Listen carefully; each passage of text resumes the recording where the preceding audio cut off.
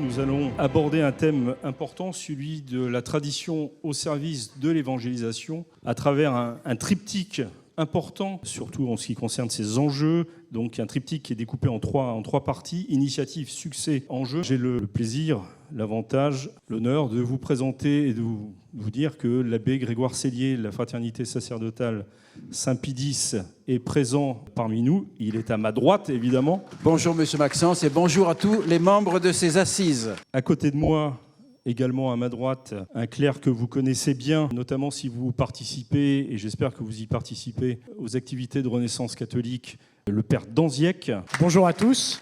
Alors, le père Danziec est en ministère dans un diocèse français, donc il nous fera part de son expérience de ce point de vue-là. Ça sera certainement très, très intéressant. À côté de lui, Luc Desroches, qui n'est pas clerc, comme vous voyez. Hein. C'est pas parce qu'il n'est pas venu sans col romain ni sans soutane. Il n'est pas clerc, il se présentera tout à l'heure parce que ça sera peut-être le plus simple. Et puis un autre laïc, Jean Rivière. Jean Rivière qui est l'organisateur, le principal organisateur, mais certainement pas de seul, cher Jean, du pèlerinage Nostofé qui vient de se dérouler en Provence et, comme vous le savez, qui a rencontré un très grand succès pour sa première édition, à faire pâlir de jalousie le reste de la France, mais aussi pour nous inviter tous, finalement, quelles que soient nos régions, à lancer ces initiatives pour mettre justement la tradition au service de l'évangélisation. Je voudrais qu'on commence peut-être, messieurs, par que vous nous fassiez quelques confidences sur, c'était pas tout à fait prévu ça, mais quelques confidences sur vos parcours. Moi, j'aimerais savoir si en fait vous êtes tombé dans la marmite de ce qu'on appelle la tradition quand vous étiez petit, si c'est un héritage familial, si vos parents vous ont traîné de force dans les messes traditionnelles, ou si au contraire c'est le fruit d'un processus de découverte. Et dans quel cas vous seriez déjà, même si l'exemple familial est aussi un processus d'évangélisation, auquel cas vous seriez déjà des exemples d'évangélisation par la tradition. Avant de leur laisser la réponse, pardon, je parle un peu longtemps, mais je voudrais juste préciser que par tradition, ici, on va bien parler, on va bien s'entendre sur les mots. La vraie tradition, c'est l'Église elle-même, hein, en fait. Mais on parle de tradition liturgique ici. Tradition particulièrement illustrée par la messe romaine, dite de Saint Pie V, la messe classique, etc. Vous lui donnez le terme que vous voulez, mais la messe romaine, laquelle n'est pas intéressante simplement parce qu'elle transmet quelque chose de sacré avec une beauté exceptionnelle, mais aussi parce qu'elle transmet de manière très particulière et certaine la doctrine catholique.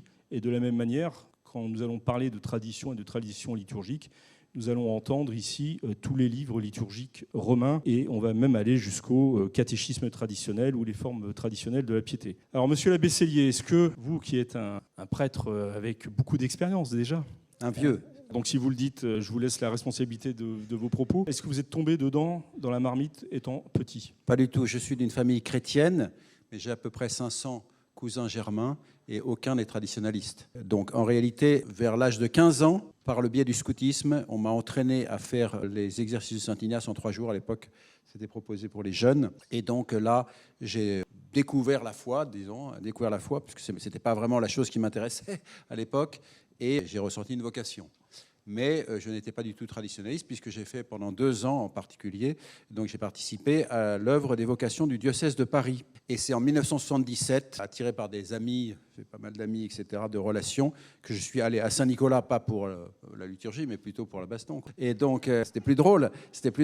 Et donc voilà, j'ai eu l'occasion d'assister à la messe traditionnelle, et c'est là que j'ai viré ma cutie. Voilà. Et il y a quelque chose, il y a un aspect en particulier qui vous a marqué ? Simplement, si vous voulez, parce que je continuais à aller le dimanche. À part la baston, je veux dire. J'assistais à la messe à Saint-Nicolas et j'assistais à une messe nouvelle en latin, orientée, etc.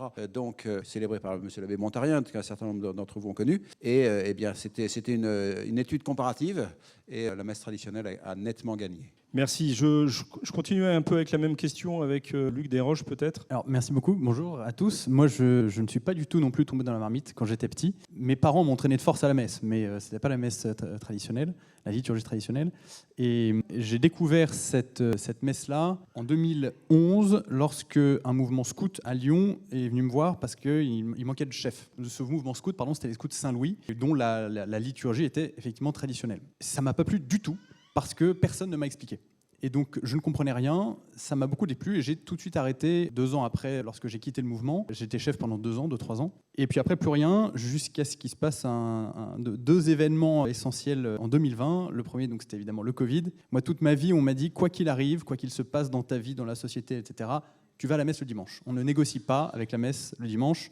Et le 16 mars 2020, en l'espace de 20 minutes, la messe le dimanche a sauté complètement. Et on a dit non, c'est bon, tu peux regarder à la télé, il n'y a aucun problème, c'est pareil. Et donc là, je me suis dit, il y a quand même un petit problème parce que j'étais à Lyon, 3e ville de France, et la seule messe qu'on pouvait trouver à Lyon, c'était la messe traditionnelle. Et je me suis dit, c'est quand même étonnant de voir que quand ça agite un peu sur bâbord dans la société, quand ça souffle un petit peu, il a l'air de rester que la messe traditionnelle en réalité. Et ça a l'air de rien comme ça a été un vrai choc pour moi, un choc culturel. Parce que je ne m'attendais pas du tout à ça. Le deuxième événement fondateur a eu lieu assez récemment, c'était en 2022, où ma chère et tendre épouse a eu la mauvaise idée, ou l'excellente idée, je ne sais pas, ça dépend de quel point de vue on se place, de m'offrir le missel romain, le missel du Barou. Et il se trouve que je vais très souvent à la messe à l'abbaye de Trior, parce que j'aime beaucoup aller travailler là-bas pour faire de la recherche universitaire. Et un jour, je me suis dit, avant d'aller travailler, je vais feuilleter le missel. Et j'étais dans l'église de Trior, j'ai commencé à 9h du matin, et quand je suis sorti de l'église, il était midi. Et je n'ai pas vu passer ces 3 heures-là, et j'ai pris le premier cours de catéchisme de ma vie. J'ai compris ce qu'était la messe, j'ai compris ce qu'était la foi catholique, et j'ai compris que c'était une merveille intellectuelle, spirituelle et culturelle. Merci Luc pour ce, mais gardez le micro parce que je ne vais pas vous lâcher comme ça. Merci beaucoup pour ce témoignage qui montre déjà l'aspect évangélisateur de cette liturgie. Mais on va faire une petite parenthèse si vous voulez bien, parce que par ailleurs, vous êtes un garçon quand même assez particulier. Vous serez d'accord avec moi. Ma femme me le dit très souvent. Ouais, voyez. En fait, c'est ce qu'elle m'avait demandé de dire publiquement. Et donc, vous avez fait une sorte... Alors c'est un peu une parenthèse, mais c'est en lien avec le thème qui aurait dû être le nôtre aujourd'hui. Vous avez fait une enquête sur le synode, je crois. Oui, dès qu'il y a un sujet que je ne comprends pas dans l'Église, voire qui m'énerve un petit peu, je fais un questionnaire. Et alors le premier questionnaire, on en reparlait, c'était sur les homélies. Le deuxième questionnaire, c'était sur le synode, parce que je ne comprenais pas ce terme, synode. Effectivement, comme le disait l'abbé ce matin, la réunion des réunions, moi ça ne me parlait pas vraiment. Et là, j'ai fait un questionnaire en partant de ce qu'ont demandé les évêques. En juin 2022, les évêques font un point à Lyon sur le synode. Ils donnent 4 axes principaux de travail, notamment la place des femmes dans l'Église, la place du prêtre, etc. Et je ne vais pas vous dire les intitulés parce que c'est extrêmement abscon, donc c'est très dur à comprendre. Et moi, j'ai repris ces 4 éléments-là, et à partir de ça, j'ai écrit 40 questions que j'ai fait relire par des prêtres et que j'ai fait relire par 3 évêques. Donc c'est un questionnaire que j'ai travaillé pendant 1 mois et demi environ, avant de le publier, et qui a assez rapidement rapporté 7500 réponses. Vous l'avez publié ? C'était un simple Google Form. J'ai fait un Google Form, 40 questions. J'ai mis ça sur quelques groupes WhatsApp, sur mon compte Facebook, sur mon compte LinkedIn. Dieu sait que je ne suis pas une star nationale et que peu de gens sont abonnés à mes réseaux sociaux. Et pourtant, c'est parti comme une traînée de poudre. Ça allait très très vite. Et ça a donné des résultats extrêmement intéressants parce que ce sont des résultats de gens qui, précisément, n'ont pas participé au synode. C'est pour ça que je l'ai intitulé « Les oubliés du synode ». On a 70% des gens, plus de 80% des gens n'ont pas participé au synode, et parmi eux, 40% d'entre eux n'y ont pas participé parce qu'ils n'en ont jamais entendu parler. Sachant que tous les participants sont catholiques et très pratiquants. Et quand je dis ça, c'est pas au sens de l'INSEE, c'est à la messe tous les dimanches, toutes les grandes fêtes religieuses et plusieurs fois par semaine. Et donc c'est intéressant parce qu'en termes de tranche d'âge aussi, 70% des gens qui ont répondu ont entre 15 et 50 ans. Donc encore une fois, exactement la tranche d'âge qui ne s'est pas exprimée dans ce synode où, je vous rappelle, à peine 10% des catholiques français se sont exprimés. Les synthèses du synode, c'est moins de 10% des catholiques français. Voilà. Et le résultat ? Parce que là, c'est très bien de nous raconter le feuilleton, mais voilà. Et les résultats, la fin du feuilleton. Et donc les résultats sont intéressants parce que, alors vous pourrez le voir, parce qu'évidemment, je ne vais pas vous détailler les 40 résultats, les 40 questions ici. Vous pourrez le voir, j'ai fait précisément une publication sur ce sujet sur mon compte LinkedIn. Voilà, vous regardez Luc Desroches sur LinkedIn, vous allez voir, la dernière publication traite exactement de ça, et j'ai photographié tous les graphiques qui en ressortent. Les résultats, évidemment, ne sont pas tout à fait politiquement corrects. C'est des résultats qui tendent très clairement vers une vision assez traditionnelle. J'hésite entre les termes traditionnels et conservatrices, mais en tout cas, il y a une majorité de femmes qui répondent. Donc je vous le dis tout de suite, les femmes n'ont pas envie de devenir prêtres en France, a priori. Voilà. Je vous le dis tout de suite, les catholiques n'ont pas envie de voir les prêtres se marier. C'est une grande surprise aussi.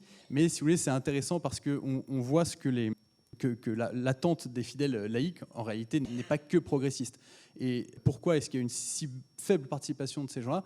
Je peux en parler savamment parce que précisément, moi, je fréquente des paroisses où il y a eu des réunions synodales.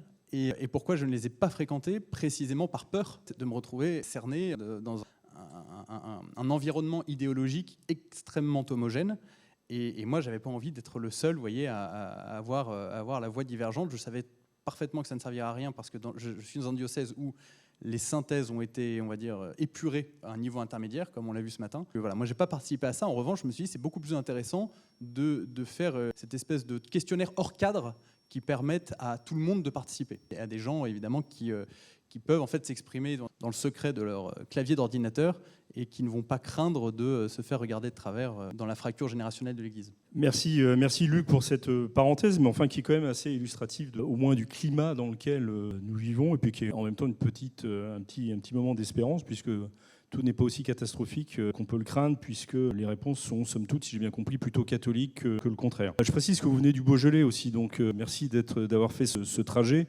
À côté de vous, je vais lui donner la parole. Je crains un peu d'ailleurs de lui donner la parole. Jean Rivière vient de Toulon. Alors quand on lui donne la parole, habituellement, il n'a pas l'air comme ça, mais il ne la lâche pas. Et il pète du feu. Et donc, comme j'ai dit tout à l'heure, c'est lui qui est l'un des initiateurs, parce qu'il faut que je respecte un peu sa modestie, du pèlerinage Nostofé. Mais je lui pose aussi la même question qu'aux autres. Jean, est-ce que tu es tombé dedans ? Je le tutoie parce qu'on se connaît par ailleurs, donc... c'est plus facile pour moi. Est-ce que tu es tombé dedans quand tu étais petit, Obélix ? Alors la réponse, elle est simple. Je suis tombé dans la tradition au sens large, comme vous disiez, parce que je suis né dans une famille, j'ai eu cette chance-là, une famille très pratiquante, des parents très pieux, avec qui on a toujours fait la prière tous les soirs. Ça n'a jamais été un sujet ni un oubli. Le chapelet également en famille. Néanmoins, on allait à la messe fort d'eau. Donc j'ai grandi avec, j'ai reçu tous les sacrements dans le nouveau rite. Et puis, mais sans aucune opposition dans mon éducation à la messe.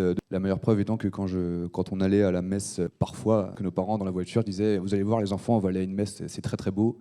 C'est comme autrefois, le prêtre est tourné dans le même sens que les fidèles. » Et il nous disait tout ce que ça exprimait. Donc vous voyez, j'ai jamais grandi en opposition par rapport à ça. Néanmoins, effectivement, je suis resté attaché au nouveau. Voilà, pour moi, la messe Saint-Pie V, c'était un petit peu long, c'était en latin, je comprenais pas beaucoup, mais j'avais rien contre. Et puis, alors c'est assez paradoxal parce que c'est quand je suis arrivé dans le diocèse de Toulon, alors je suis dans la marine, donc ça explique. Je suis tombé dans un diocèse dans lequel il y a à peu près 18 paroisses qui célèbrent l'ancien rite. Et alors là, je me suis dit, ok, il faut que je creuse. Et en fait, j'ai été bouleversé très très vite par deux choses. La première, c'était les trésors de l'ancienne liturgie, que je pense que j'avais complètement sous-estimé parce que ça m'a bouleversé. Et puis, je pense que c'est un peu unique en France, mais le fait que ça s'inscrive dans une réalité diocésaine qui, moi, en tout cas, m'a paru extrêmement apaisée. Bon, c'était il y a quelques années déjà. Avant, ouais, voilà. Et alors, donc là, je suis tombé dans la marmite et j'avais l'impression de faire partie de l'Église immortelle dans une réalité diocésaine avec un évêque qui nous aimait beaucoup, Monseigneur Ray, et surtout qui comprenait ce monde-là. Donc moi, j'ai eu accès à cette messe, je l'ai découverte par un diocèse. C'est un petit peu particulier par rapport à ce que d'autres pourraient témoigner. Mais donc moi, ça m'a donné beaucoup d'espérance et je peux dire que ça a ravivé ma foi comme jamais, quoi. C'est ça qui m'a... Donc c'était il y a 7 ou 8 ans. Merci Jean de ce témoignage. Je cherche un synonyme et j'ai un peu de mal à en trouver, mais je fais confiance au père Danziac pour qu'il me corrige sur ce point. Je finis le tour de table, c'était pas tout à fait prévu, mais je finis le tour de table avec vous. Bonjour à tous. Sur la question de Bonjour Philippe, sur nos origines, moi j'ai grandi dans une famille traditionnelle au sens large du terme, c'est-à-dire que par tradition, l'a expliqué au début de cette table ronde, moi j'entends tout cet écosystème de la transmission de la foi dans la fidélité à l'enseignement constant de l'Église. Voilà. Donc familialement, moi je suis né en 1984, il n'y avait pas des messes traditionnelles partout, et donc mes parents ont toujours essayé de trouver un lieu où cette transmission était la plus évidente ou en tout cas la moins abîmée en fonction des zones géographiques où nous nous trouvions. Moi-même, l'abbé Célie en a parlé, j'ai été baptisé par l'abbé Montarien, une figure de prêtre du diocèse de Paris, portant la soutane aux années où tout le monde était en costume cravate. Et ensuite, on a déménagé dans l'ouest parisien. Et donc c'est là où j'ai grandi et j'ai découvert la messe traditionnelle sur la nationale qui passe devant l'église Saint-Louis du Port-Marly au moment où la messe était interdite et l'église était murée et la messe, la célébration des prières était possible mais sur la rue. Donc là j'avais 3 ans et demi, j'étais dans la poussette et puis bon, ça forge quand même le caractère, il faut le dire. Mais au-delà de ça, nous n'allions pas trop à la messe à Saint-Louis du Port-Marly parce que comme je vous dis dans une famille traditionnelle, le curé de Saint-Louis du Port-Marly à l'époque, c'était le chanoine Roussel, et ma famille n'était pas une famille de musiciens. Le chanoine Roussel étant gaulliste, nous n'allions pas à la messe du chanoine Roussel. Il faut quand même être cohérent jusqu'au bout. Mais au-delà de la petite touche humoristique, c'est après, en fait, au fur et à mesure que c'est, je veux dire, le terrain.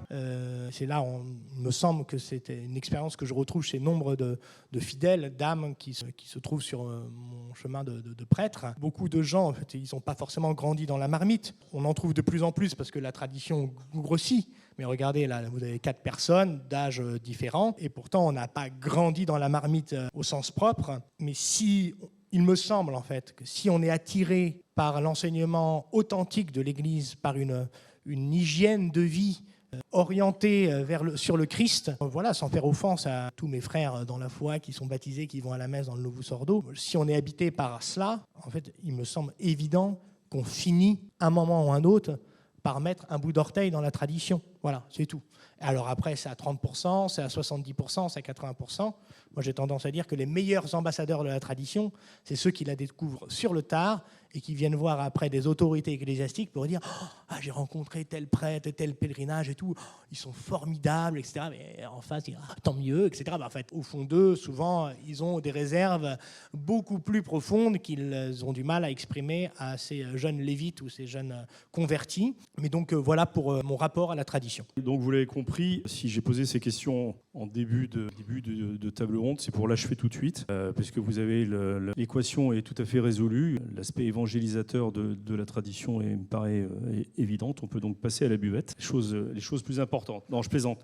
Vous remarquerez quand même autre remarque, c'est que la parité a été respectée. Nous avons 2 laïcs et 2 robes. Donc la parité est respectée, c'est aussi très synodal. Abbé Sellier, vous êtes le plus ancien, peut-être dans le grade le plus élevé ici. Parce qu'il faut respecter le triptyque, m'a rappelé le père Danziec tout à l'heure. Donc le triptyque, c'est initiative, succès, enjeu.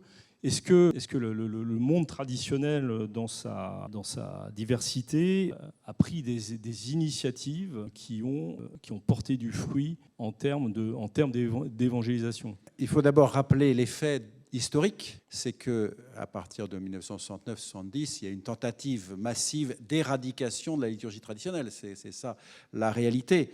Et donc, il a fallu que des laïcs d'abord, des prêtres, des évêques, Monseigneur Lefebvre évidemment, donc résistent et ont été chassés, ont été exclus du tissu diocésain, du tissu paroissial, et donc ont dû reprendre à zéro. Donc ce qu'il faut, parfois on dit oui mais les tradis, pourquoi ils font pas ci, ils font pas ça. Il faut se souvenir qu'ils ont dépensé une énergie et un fric colossal pour acheter une grange, un garage, pour faire une chapelle, ensuite à partir de ça faire des prieurés, ensuite faire des écoles, etc. Et que ça a été un travail énorme. Alors je dirais... Et maintenant des maisons de retraite aussi, parce des maisons de retraite. Comme on grandit... Mais je dirais... les choses ont évolué autour des années 88, etc., où des églises ont pu être mises à disposition de congrégations qui s'étaient fondées, etc. Donc, c'était un peu plus facile à certains égards.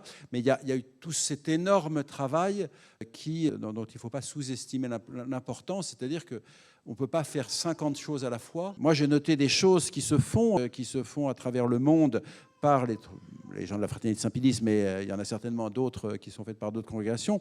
Je vois qu'en Inde, nous faisons un orphelinat, aux Philippines, nous faisons des missions médicales, en Italie, nous faisons des congrès doctrinaux. En France, nous avons un EHPAD, le Brémien. Je prenais l'adresse si vous en avez besoin un jour. Donc, on accueille des vieillards au Raflay à Lourdes, etc. Mais d'abord et avant tout, il a fallu effectivement, là, depuis le 7 octobre, la chapelle Notre-Dame de Consolation que je dessert à Paris, que je dirige à Paris, a commencé des travaux, des réflexions. Quand ça sera fini, on aura une certaine liberté pour faire autre chose. Mais donc, ce que vous voulez dire, c'est que la première chose qu'il a fallu faire et qu'il faut encore faire, c'est d'assurer la survie de cette messe. C'est vivre, donc voilà. Permettre, quand vous dites cette messe, je pense que ça va un peu plus loin d'ailleurs, c'est permettre à... L'écosystème. Voilà, pour reprendre la terminologie du Père Danziec, voilà, qui est la messe et tous les autres sacrements qui soient disponibles. Et il faut se rendre compte que ceux qui ont fondé tout cela, ceux qui ont dans les années 70, ils étaient dans leur paroisse, ils faisaient partie des œuvres paroissiales, ils étaient ceci ou cela, et ils se sont retrouvés dehors avec rien, avec absolument rien. Donc il a fallu... Oui, l'accusation qu'on vous fait, et qui n'est pas négligeable, me semble-t-il, c'est que malgré tout, on a l'impression aujourd'hui, on n'est plus en 1969, 75, 76 comme date importante peut-être, on est en 2024, on a l'impression que vous êtes recroquevillé entre vous et Non, que je dirais... que effectivement cette œuvre missionnaire, le fait de transmettre l'évangile et tout ce qui va avec, s'adresse à un public captif déjà et ne va pas au-delà. D'abord, nos églises et nos chapelles, jusqu'à preuve du contraire, sont ouvertes à toutes. Déjà, c'est la première chose. Et puis, M. l'abbé Aulagnier a eu cette intuition qui s'est révélée majeure de se lancer dans l'école catholique. Et après les chapelles, les prieurés, il y a eu un développement énorme des écoles catholiques qui ont mobilisé là aussi, je dirais, des énergies et des ressources incroyables. Et rappelons que nous scolarisons dans un esprit catholique donc des milliers d'enfants, garçons et filles, puisqu'il y a les dominicaines enseignantes. Et donc ça, c'est le deuxième étage de la fusée pour aller effectivement... Alors, le but premier, si vous voulez, moi, c'est toujours comme ça que j'ai considéré l'apostolat, c'est que les fidèles, il y a un prêtre et quelques centaines de fidèles, ou quelques dizaines ou quelques centaines de fidèles. Donc, si le prêtre court après les âmes, il n'y arrivera jamais. C'est que le prêtre vraiment réchauffe la foi, l'espérance, la charité des fidèles, leur donne le désir de témoigner, et que ce soit les fidèles ensuite qui aillent effectivement à la rencontre des gens et qui amènent tout simplement des âmes à l'Église. Il ne faut pas oublier également quelque chose qui est advenu, ça c'était pas prévu si vous voulez, qui est advenu et qui se révèle extrêmement important, c'est Internet. Internet est un lieu d'apostolat incroyable. Nous avons des sites très, très riches de doctrines, de publications, et des gens sortis de nulle part, sortis de je ne sais où, cherchant sur Internet, etc., à travers tout ce que vous voulez de plus ou moins complotiste, finissent par arriver sur des sites catholiques. Il dit, mais qu'est-ce que c'est que ce truc-là? Et il y a des conversions pour lesquelles il va falloir qu'il y ait une chapelle, qu'il y ait une communauté, qu'il y ait un clergé qui les accueille lorsqu'après un cheminement souvent insensé, ils arrivent en disant, voilà, je découvre la foi, je découvre l'Église. Et donc ça, c'était quelque chose qui était relativement peu prévu dans les années 70 et qui est également une nouvelle dimension de l'apostolat. Ça, c'est clair. Moi, je ne pratique pas trop ces trucs-là, mais même les hommes en noir, si vous voulez, c'est des choses qui se diffusent et qui permettent effectivement à des gens de découvrir, qui viennent de, je ne sais, soit de très loin, puisque, si vous voulez, nous sommes, en tant que Fraternité Saint-Pédis, nous sommes contactés dans des pays improbables, dont je ne connais même pas les noms, par des gens qui, en fait, ont découvert la tradition catholique à travers Internet. Et à travers la France, si on reste sur la France, il y a des gens qui viennent de situations complètement baroques et qui, dans la recherche de ceci, qui ont été, je dirais, l'expérience du coronavirus est extrêmement frappante. Des gens qui ont été choqués, scandalisés de tout ce qui s'est passé, qui recherchent et qui tombent sur une chapelle. On dit une chapelle est restée ouverte, etc. Ils disent qu'est-ce que c'est ces gens-là, etc. Et je pense que c'est une dimension importante. Alors le père Danziec veut réagir. Surtout, messieurs, vous n'hésitez pas aussi à réagir. C'est la grande liberté des enfants de Dieu ici. Donc n'hésitez pas à prendre le micro des mains de celui qui parle, mais vous en emparez quand il est libre. Vous savez que vous vouliez intervenir. Par rapport à l'initiative, en effet, l'abbé Sellier l'a souligné dans ce que les études historiques aujourd'hui parlent de l'opération survie de la tradition. Donc c'était la première initiative. Et je crois qu'il faut rendre hommage à ceux qui, les premiers, et souvent seuls, brocardés, pointés du doigt, bien plus que nous ne le sommes aujourd'hui, qui ont maintenu un peu cette flamme qui était prête à s'éteindre. Et je crois d'ailleurs qu'on pourrait les applaudir, ça serait l'occasion. Voilà, et ceux qui sont notamment, qui en ce moment nous regardent dans leur éternité. Donc en effet, cette initiative était la première. Maintenant, je pense qu'il y a, Philippe, vous l'avez souligné, l'enjeu, c'est de passer de cette conservation de la flamme, sa préservation, l'accroissement du flambeau, et ensuite de sa transmission. On ne fait pas un feu pour être tranquille juste devant soi-même ce feu. Un feu, il est fait pour être communiqué. Et ce n'est pas moi qui le dis, c'est notre Seigneur dans l'Évangile. Je suis venu mettre le feu sur la terre, et il nous invite à faire la même chose. Et il me semble en effet que c'est un enjeu peut-être décisif qui regarde la tradition dans sa dimension évangélisatrice, c'est de savoir est-ce que lorsqu'on transmet ce feu, est-ce qu'on arrive à préserver la flamme dans son authenticité, ou est-ce qu'en essayant de communiquer ce feu, on le dilue et on en perd un peu sa saveur initiale. Voilà. Donc je crois que là-dessus, l'abbé Sellier l'a dit aussi, c'est un enjeu qui nous regarde tous. Ici, vous avez 2 prêtres et 3 laïcs. Et donc l'évangélisation n'est pas seulement une affaire de soutane, elle n'est pas seulement une affaire de missel, elle est une affaire de foi, donc de doctrine. Et si on s'approprie cette doctrine, c'est évidemment pour orienter droitement notre vie ici-bas dans notre relation à Dieu personnelle, mais c'est aussi pour gagner des âmes. Et à mon sens, le grand succès qui est lié au développement de la tradition, c'est justement ce souci des âmes. Jean l'a dit à l'instant. Qu'est-ce qui l'a bouleversé? C'est de se rendre compte qu'il pouvait vivre d'une foi traditionnelle, attention, ce que je vais dire, en étant aimé par son évêque. C'est impressionnant. Mais en fait, nous avons tous besoin, non pas d'amour ici, nous avons besoin de preuves d'amour. Et nous, les preuves d'amour que l'on peut donner en ayant vécu ou en vivant de l'écosystème traditionnel, c'est de communiquer l'amour de Dieu dans la fidélité à l'enseignement constant de l'Église. Donc nos initiatives, on ne fait rien de nouveau sous le soleil. On essaye juste de s'adapter au terrain nouveau. Voilà, il y a le curé d'Ars en son temps. Moi, mon rôle, c'est pas d'être le curé d'Ars de 2024. Mon rôle, c'est d'être le saint père d'Anzy. Priez pour moi, c'est pas facile, mais voilà, j'essaye. Donc, vous saisissez avec moi, à la fois, l'enjeu, c'est de s'adapter au terrain, de ne pas avoir peur de communiquer ce feu, tout en préservant l'intensité de la flamme, c'est-à-dire la pureté. Et je ne pense pas, à titre personnel, je ne pense pas qu'on pourra communiquer la tradition en essayant d'avoir un dénominateur commun le plus petit. Je pense qu'il faut continuer à être ce que nous sommes, avec une certaine tranquillité, mais une certaine aussi conviction inflexible. Voilà. Dites-nous ce qu'on fait de mal, et ensuite peut-être qu'on discutera. Prouvez-le nous, mais pour le moment, en fait, on ne va pas changer du tout.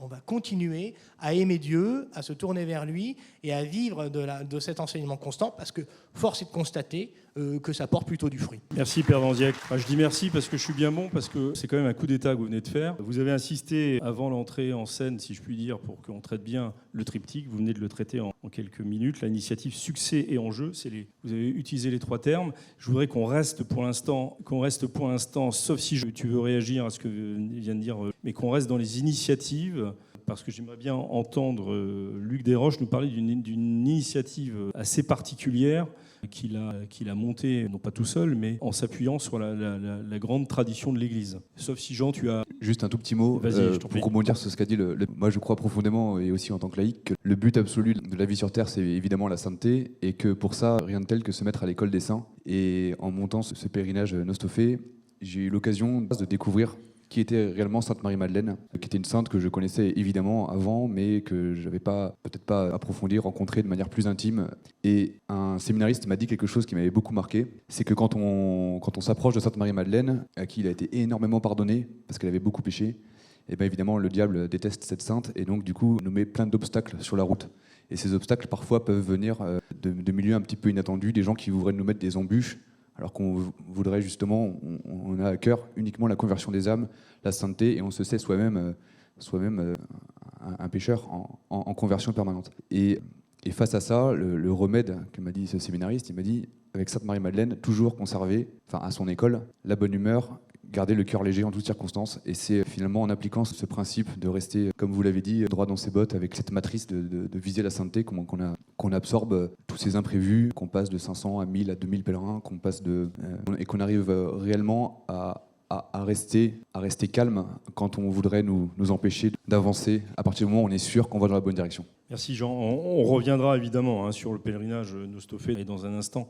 Tu ne vas pas t'en tirer comme ça. Mais j'aimerais vraiment entendre Luc nous parler de cette association qu'il a montée et qui est une initiative, plutôt traditionnelle que synodale, pour venir en aide à nos prêtres auxquels on ne pense pas peut-être assez fréquemment. Merci. C'est simplement que je vous resitue. Moi, j'ai fait des études de droit et de sciences politiques. Mais depuis longtemps, je voulais absolument faire du théâtre. Mes parents, étant plus sages que moi, m'ont dit « t'es gentil, tu passes ton bac, t'es gentil, tu passes ta licence, t'es gentil, tu passes un master 1, et t'es gentil, tu passes un master 2 ». Et une fois que j'ai fait tout ce parcours-là, qui m'a quand même pris 6 ans, parce que j'ai brillamment redoublé ma 2e année de droit, j'ai dit à mes parents « maintenant j'arrête, je fais du théâtre ». Donc j'ai fait un cours intensif de théâtre, c'était formidable, on faisait 30 heures de théâtre par semaine, c'était incroyable.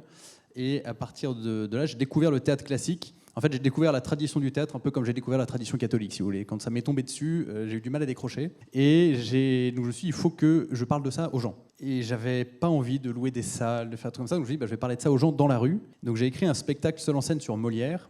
Et je me suis dit, tant qu'à faire, on va quelqu'un d'extrêmement flemmard Et je me suis dit, j'ai pas envie non plus de chercher un costume, de faire des décors, etc. Donc ce sera sans costume, sans décor, sans musique, sans mise en scène, sans rien.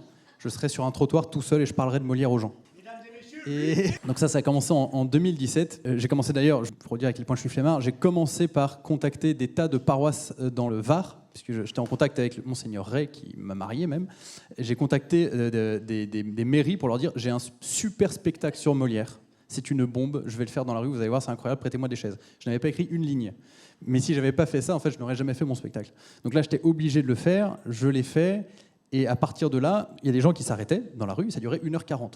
Et je me suis dit, comment ça se fait que les gens s'arrêtent? Parce que moi, je l'ai un petit peu écrit d'instinct, mais donc ça m'a fait réfléchir à la question de l'éloquence. Cette même année, j'ai rencontré Alban Achard, qui est présent dans cette salle, et on a commencé à travailler ensemble, on a créé une formation à l'éloquence destinée aux associations et aux entreprises qui devaient préparer des discours de levée de fonds. Là encore, très traditionnel. Nous, on est des ringards absolus. On a pris la rhétorique aristotélicienne, si vous voulez. C'est-à-dire les choses qui marchent depuis l'Antiquité, mais que, en gros, tout le monde a oublié. Et on a fait ça pendant assez longtemps. Et au bout d'un moment, je lui ai dit... Alors, c'était drôle, parce que moi, Metz, pas tradit du tout. Alban, Metz, très tradit. Et un jour, on se dit, mais t'as pas remarqué qu'il y a un petit truc qui nous gêne quand même à la messe? Globalement, les homélies, ça pourrait peut-être être mieux, quoi. Et je lui ai dit, non, mais en fait, on a forcément un biais, parce que ça fait des années qu'on forme des gens là-dessus. On a une méthode, c'est une méthode incroyable. Je le dis avec d'autant plus d'humilité qu'elle n'est pas de nous, mais cette méthode à l'éloquence, c'est une vraie bombe, je vous le dis, excusez-moi pour ce terme un peu trivial. Elle fonctionne extraordinairement bien. Et je lui dis, c'est parce qu'on a ce biais-là qu'on est un peu trop exigeant. On demande dans notre famille, on demande dans nos amis, on retrouve les mêmes échos. Je dis, bon, bah écoute, je vais faire un questionnaire. C'est une marotte. Et ce questionnaire s'appellera « Que pensent les Français de l'homélie ?» tout bêtement. Je lui dis, au mieux, on aura 1000 réponses en un mois ou deux, mais ça nous fera un échantillon. Il faut bien que vous sachiez que les sondages IFOP les plus officiels, les plus scrupuleux, poussent à 1500 personnes interrogées, au maximum. Souvent c'est 1000 et souvent c'est un peu moins. Et en réalité, les 1000 personnes, les 1000 réponses, on les a eues en 10 heures. En 10 jours, on avait 10 300 réponses. Donc c'est un sujet, si vous voulez, qui concerne, par lequel les catholiques se sentent vraiment concernés. Et à partir de là, on s'est dit, bon, vu le constat qui en ressort, je ne vais pas vous donner trop de détails, mais qui est à peu près le même que celui qu'on avait posé avant, il faut qu'on fasse quelque chose. Le constat, c'était 95% des catholiques français pensent qu'il est urgent que les prêtres et les séminaristes reçoivent une formation oratoire. Voilà. 90% des catholiques français pensent que les homélies ont un problème de clarté et de longueur. 70% des personnes non pratiquantes, parce qu'il y a eu des non-pratiquants qui ont répondu, 70% répondent que les rares fois où elles vont à la messe pour un mariage ou des funérailles, l'homélie ne leur a jamais été d'aucune utilité. Donc ça vous dit le nombre d'occasions manquées en termes de prédication. Et nous, face à ça, on s'est dit, on va travailler là-dessus, c'est pas grave. Moi, je me suis dit, même, je vais consacrer toutes mes journées à ça. Et on a créé cette association qui s'appelle Parole d'Homme, qui a été créée pour aider les prêtres qui le voulaient, qui en avaient besoin, à améliorer leurs homélies. Je me suis dit, on crée ça, mais je suis sûr que ça va faire doublon et qu'il y a déjà quelque chose qui existe.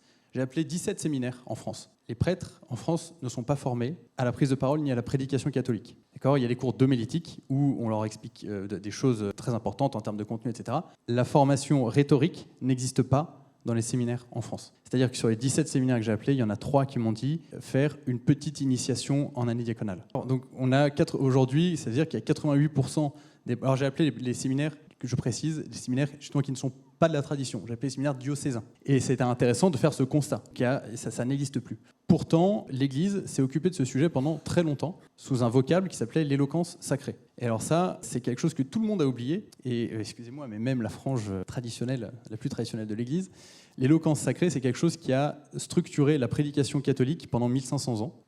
En fait, pendant plus longtemps, puisque évidemment ça a commencé par le Christ. Ça a été théorisé énormément par saint Augustin, par Origène, etc., par tous les plus grands docteurs de l'Église, par saint François de Sales, ça a été longuement traité par saint Vincent de Paul, évidemment au 19e, Lacordaire, qui a rénové totalement l'éloquence sacrée. Et l'éloquence sacrée, personne ne sait pourquoi, disparaît en 1885. C'est-à-dire que c'était carrément devenu une science ecclésiastique. L'éloquence sacrée était enseignée à la faculté de théologie de Paris. Il y avait une chaire d'éloquence sacrée qui a fermé en 1885. C'est la dernière présence institutionnelle de l'éloquence sacrée en France, qui n'existe plus depuis cette année-là. Et petit à petit, on a complètement oublié cet enseignement dans les séminaires. Pendant 1000 ans, les plus grands orateurs de l'Europe étaient catholiques. Pendant 1000 ans, les plus grands orateurs de l'Europe, c'était les prêtres. Voyez, ce sont les prêtres qui, par leur savoir de l'art oratoire, leur savoir de la prédication, ont permis à l'humanité de faire des avancées absolument fondamentales dans tous les domaines, évidemment spirituels, mais aussi d'un point de vue social, etc. Enfin, c'est Bartholomé de Las Casas qui prêche, le dominicain, qui prêche en faveur des Indiens d'Amérique au XVIe siècle. C'est aussi un mode de fonctionnement qui a converti les plus grands saints.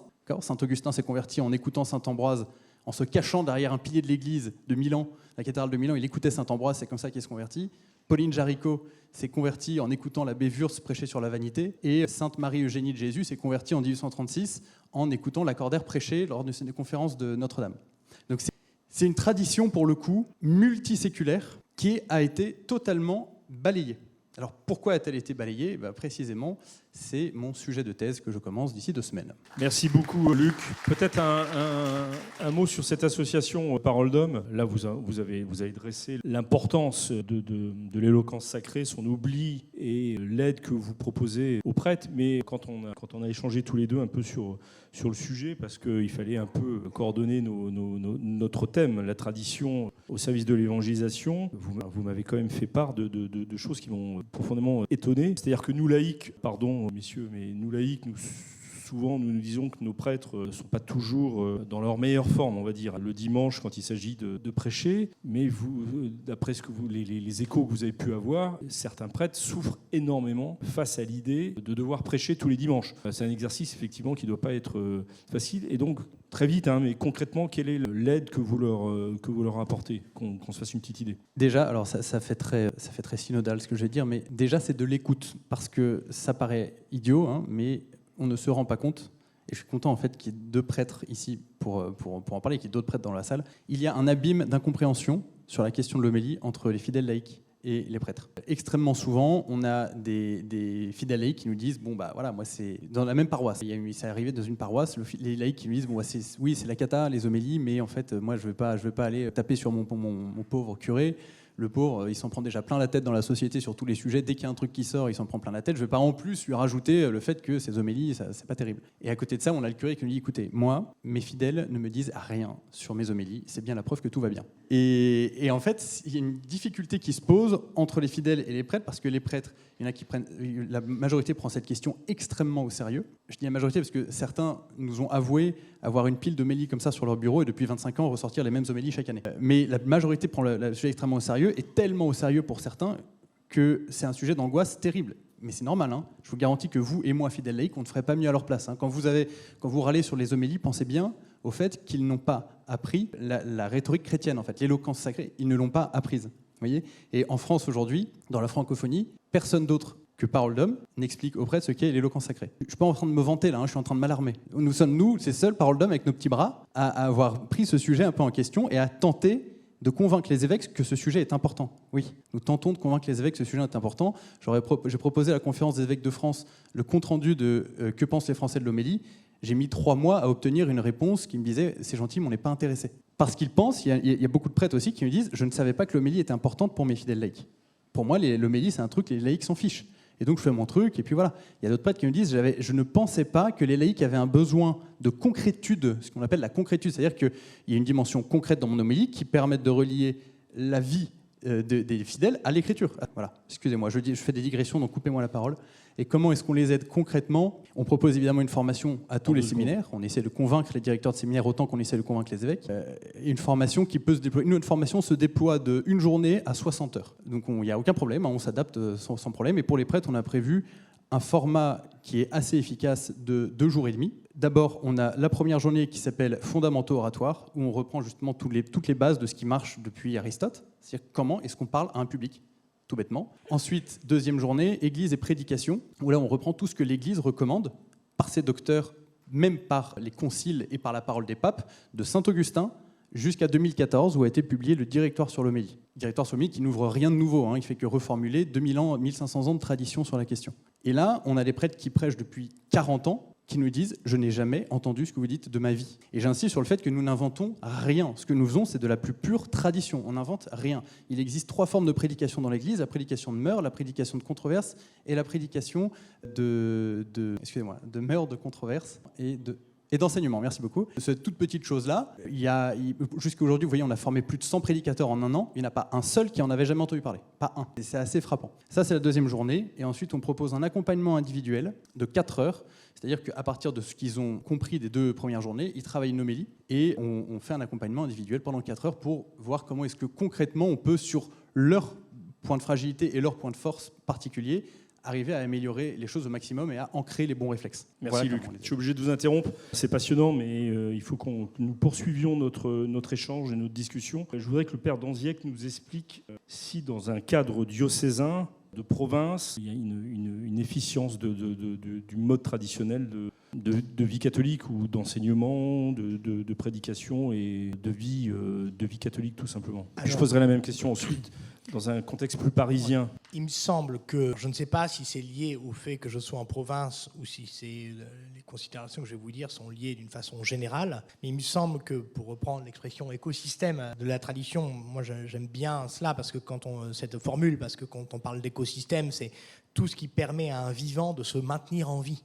Et qu'est-ce qui permet à un chrétien, à un catholique de conviction de se maintenir dans une capacité de respirer la sainte doctrine, de vivre de l'évangile et encore une fois de le communiquer. Mais pour pouvoir le communiquer, il faut déjà en fait vivre. Si vous avez un point de côté, ça va être difficile de faire un parcours d'obstacles. Or, aujourd'hui, je pense qu'en matière d'évangélisation, on est plutôt de l'ordre du parcours d'obstacles que de la promenade de santé. Donc, je pense qu'il y a le triptyque qui a déjà été dit par Jean-Pierre Maugendre tout à l'heure, cohérence, transcendance, exigence. Et il me semble, en tout cas, ce que j'ai observé dans mes différents ministères que j'ai exercés en province, dans le sud de la France et maintenant dans le centre, c'est que beaucoup de gens, de personnes, et j'en parle avec, sinon émotion, en tout cas avec beaucoup d'affection, mes ouailles, mes fidèles, beaucoup de personnes viennent à vivre de cet écosystème comme des assoiffés. Ils avaient soif, ils ne savaient pas trop de quoi ils avaient soif, mais ils avaient une soif du diable. Et en fait, ils ont découvert là où ils pouvaient boire et être assouvis.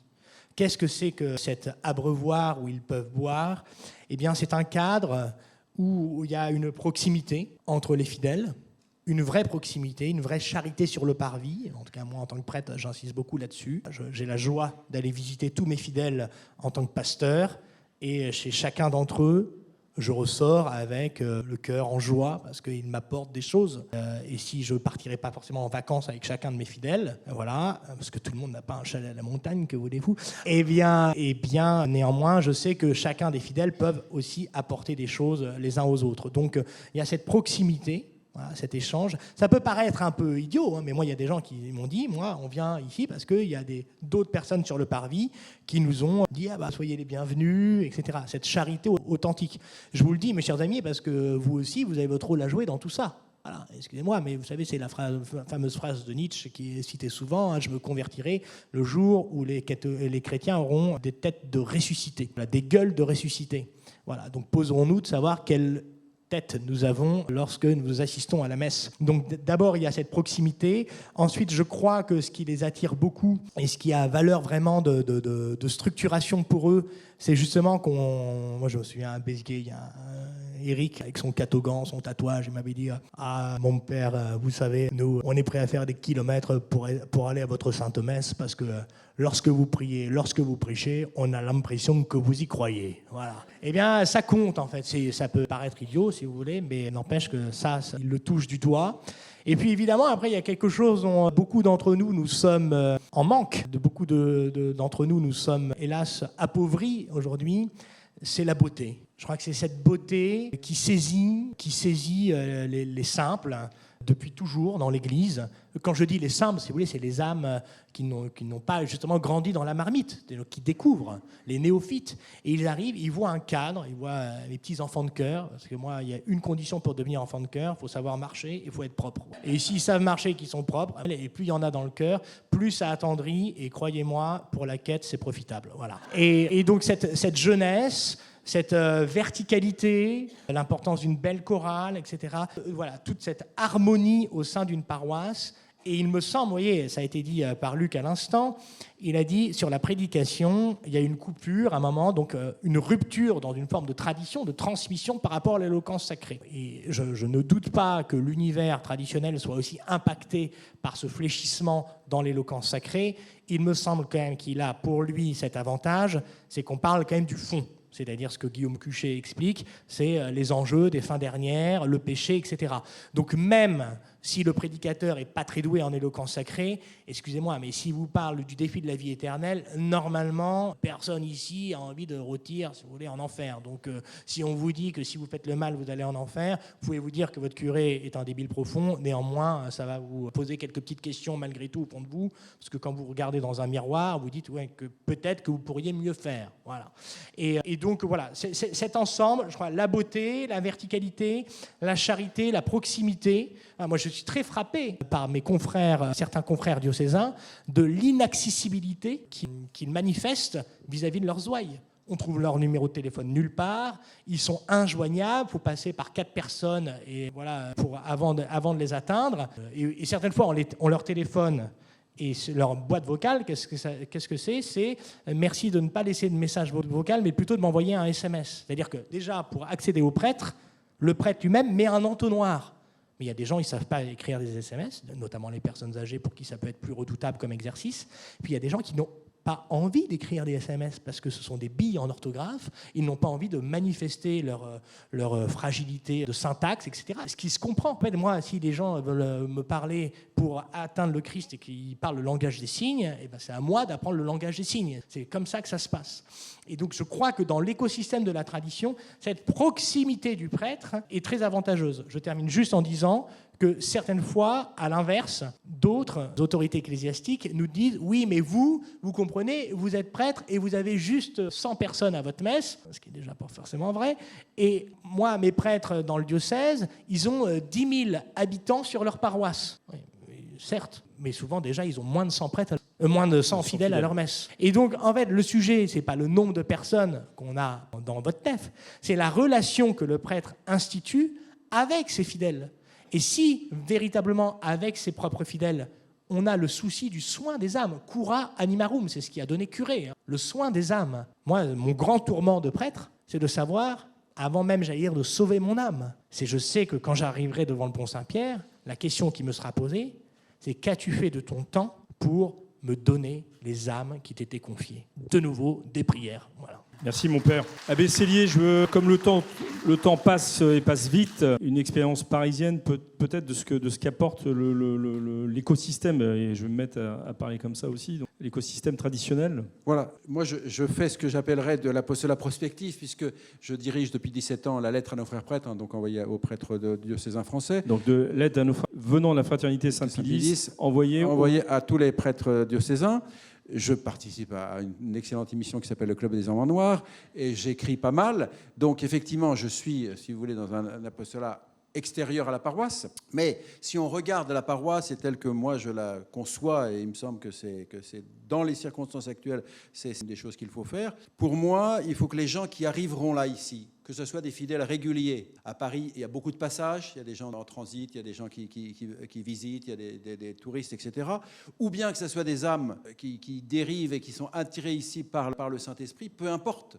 Que sur l'heure écart d'une messe de dimanche, non sur la messe du dimanche, mais nous avons 3 messes chaque jour ouvertes à tous ceux qui le veulent également, mais restons sur la messe du dimanche, eh bien que pendant cette heure écart, ils aient une qualité spirituelle, tant dans le service de messe, dans le chant, dans l'orgue, dans les ornements, dans la beauté du lieu, si possible dans la prédication, dans la dignité de la liturgie, et également, et là je rejoins totalement le Père d'Anziec, l'amabilité, la charité, le côté agréable du parvis. Je suis très sensible au parvis.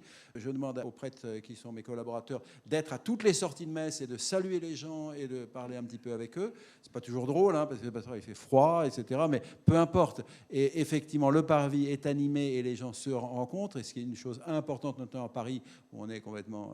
Et donc voilà, tous ces éléments-là, de façon à ce que quelqu'un qui vient Le paroissien lambda, qui est un catholique, etc., lui, ils partent regonflés pour la semaine. Et celui qui arrivera pour des raisons inconnues sera touché, ressentira quelque chose. Il se dira, il y a quelque chose qui se passe ici, même s'il ne comprend pas tout, même si, je ne sais pas s'il reviendra, je ne vais pas lui courir après ou l'alpaguer. Mais voilà un petit peu, je voudrais... Et c'est une des raisons, par exemple, pour lesquelles je suis très attaché à ce qu'on ne change pas les heures de messe. Que quelqu'un qui est peut-être parti dans le décor depuis 10 ans, n'est-ce pas, qui a abandonné la pratique, etc., un jour poussé par la grâce, il vient à la chapelle, c'est la même heure, il trouve une messe, etc., vous voyez, à l'heure qu'il connaît. C'est peanuts, ça, c'est pas grand-chose, mais rien que ça, c'est que ça soit un lieu d'accueil pour les âmes qui viennent chercher la vie de la grâce et le courage spirituel pour la semaine ou pour l'année ou pour leur vie qui va suivre. Merci Monsieur l'abbé. Je termine ce tour, non pas de table, parce qu'on a 3 petites tables, c'est pas sérieux comme tour de table, mais je voudrais donner la parole à Jean Rivière pour qu'il nous dise comment finalement 2000 personnes sont parties, je pense que c'est 2000, je ne crois pas me tromper, 2000 personnes sont parties marcher en Provence pour quelque chose qui n'existait pas précédemment. Qu'est-ce qui les a attirés? À part cet effort de marche, le micro est juste devant toi. Oui, merci. C'est une initiative qui est née. On a déposé l'association préfecture à la fin du mois de février. On était une petite dizaine à s'être motivés pour monter cette aventure, qui au départ ne devait pas être une aventure de 2000 personnes, en tout cas pas dès la première année. Donc, mais je pense que dès le début, on avait un peu les ingrédients de ce qui a fait qu'il y a eu 2000 personnes au final. La première chose, c'est ce dont je parlais précédemment quand j'ai pris inopinément la parole, mais c'est de chercher avant tout à s'ancrer dans ce qui fait la sainteté des hommes pour le proposer au plus grand nombre, c'est-à-dire l'ancrage dans la tradition de l'Église, donc les saints de l'Église. Et en Provence, on a cette immense figure qu'est Sainte Marie-Madeleine, incontournable. On dit souvent le 3e tombeau de la chrétienté, l'apôtre des apôtres. Ça, c'est la première chose. Ensuite, s'ancrer dans les traditions locales, parce que quand on est sûr de ses racines, on sait où on va. Et ça nous a semblé opportun de proposer une démarche de pèlerinage qui se vive en union, en communion même, avec la foi de nos pères, etc. Donc, avec le patronage des traditions provençales. Certains diraient le folklore. Moi, je pense que ça va au-delà, parce que les traditions provençales sont imbibé de chrétienté du début à la fin. Donc il y a un vrai patrimoine à valoriser. Et puis enfin, et je fais la boucle avec le sujet d'aujourd'hui, on a fait ce choix très libre de proposer la messe de Saint-Pie V, parce que moi, on ne va pas me la faire, parce que j'ai grandi avec le Nouveau Sordo, que je connais très bien. Je suis investi dans plusieurs associations de scoutisme, 2 en particulier, les Scouts d'Europe et les Europa Scouts. Voilà, j'ai un peu vécu et je sais où sont majoritairement les conversions, qu'est-ce qui fonctionne. Et même si jamais je remettrai en cause les sacrements et la grâce, même donnée dans le nouveau rite, il faut être cohérent. Pour autant, je vois à quel point l'ancienne liturgie a cette dimension missionnaire, et je l'explique très facilement, comme je le disais dans mon propos introductif. Moi, ce qui m'a bouleversé en découvrant cette liturgie, c'est les trésors immenses qu'elle recèle. Et comme disait Benoît XVI, ce qui a été grand et sacré pour les générations précédentes ne peuvent pas se retrouver comme ça, considérés comme néfastes, et on comprend vraiment pourquoi. Donc, il était évident qu'il fallait faire ce pèlerinage avec ce triptyque, la tradition de l'Église, les saints, pas oublier pourquoi on est là, pour se convertir, et pour convertir autour de nous. Autant que possible, prendre tout ce qui fonctionne dans l'Église et qui a fait ses preuves depuis 2000 ans, une liturgie extrêmement missionnaire, et puis s'ancrer dans la réalité locale. Et ça, c'est quelque chose qu'on propose, un petit peu comme le fait Zébrez, effectivement. Voilà. Et donc, je pense que dès le début, on avait les ingrédients. Voilà. Donc, on n'avait pas prévu d'être aussi nombreux, mais ça a été une pluie de grâce, cette préparation de pèlerinage, parce que, en fait, on était très peu pour le préparer, mais le sujet a tout de suite plu. On a fait face à un vrai engouement qui s'est traduit début septembre par un bond spectaculaire dans les inscriptions. Et contrairement à ce que pensent certains, ça n'a pas été... C'est vrai, c'était un petit peu un défi quand même de les absorber, mais on a fait ce choix, ce pari de ne pas du tout juguler les inscriptions, se dire amen, le nombre de gens qui viennent, on va tout faire pour absorber ça. Et en fait, ça a été très facile, parce que plus il y a d'inscrits, plus il y a de fric, et plus il y a d'inscrits, plus il y a aussi de gens qui se portent spontanément bénévoles, volontaires pour aider. Donc au final, comme on avait vu les choses en grand dès le début et qu'on s'était pas dit qu'on allait être gros dès cette année, on s'était dit il faut qu'on ait la possibilité de grossir parce qu'on veut être missionnaire. Donc on avait directement pris un bivouac où on sait qu'on pourrait être 2000 sans problème.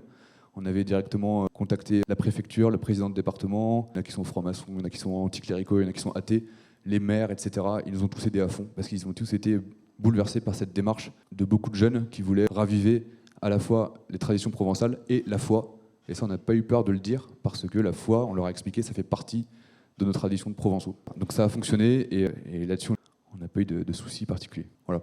Merci Jean. Donc rendez-vous l'année prochaine pour un nouveau pèlerinage, je suppose. 4-5 octobre 2025.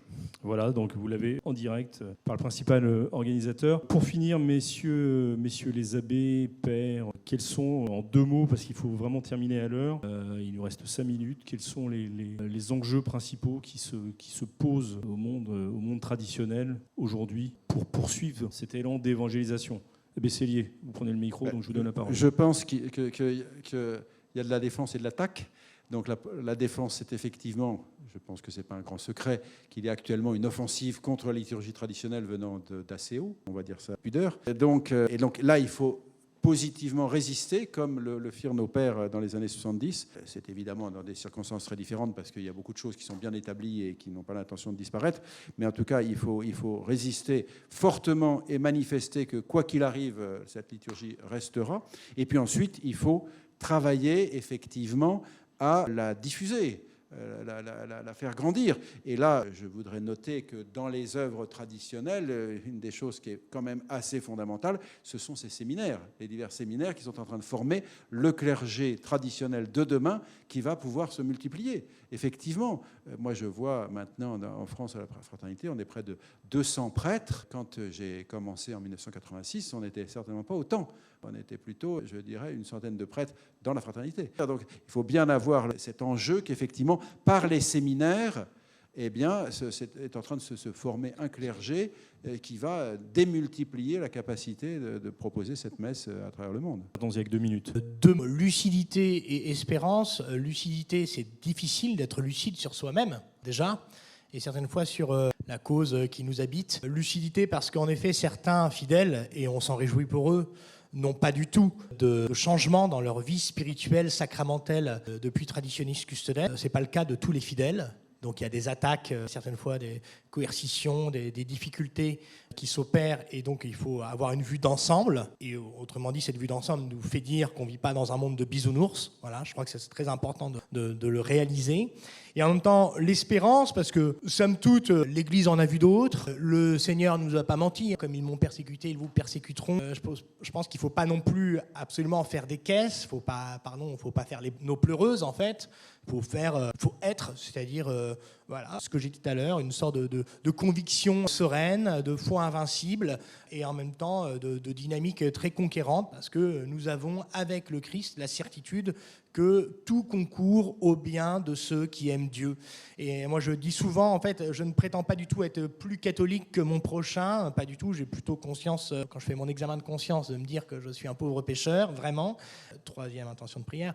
Voilà. Et j'ai plutôt pour habitude de dire que nous ne sommes pas les meilleurs, vous voyez. Jamais j'ai considéré que parce que nous vivions la tradition, nous étions meilleurs que les autres. C'est pas le sujet. Le sujet, par contre, c'est d'avoir la conviction que nous avons reçu le meilleur dans cette tradition, dans cet enseignement constant, et recevant le meilleur, alors cela nous oblige à être le plus appliqué pour transmettre le meilleur aux autres, parce qu'on ne peut pas garder pour soi tout cela, mais il faut le communiquer avec foi, espérance et charité. Amen. Merci beaucoup. Merci beaucoup. Merci Pec. Merci tous les 4 de ces témoignages, de cet apport que vous nous avez apporté.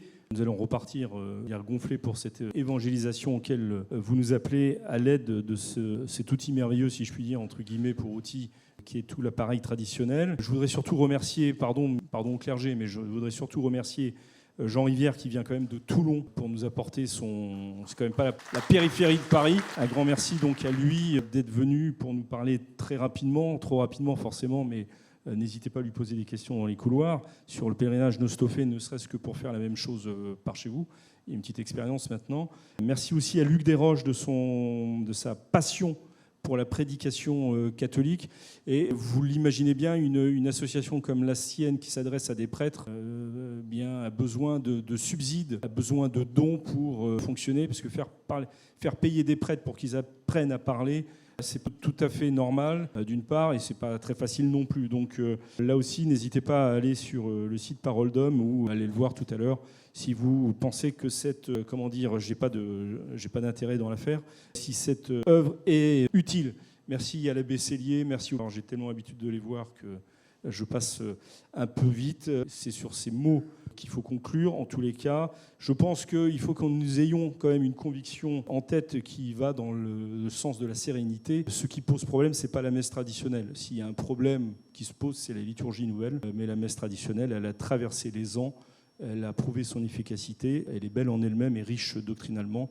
Donc nous pouvons nous appuyer tranquillement dessus. Merci beaucoup. Merci. Merci.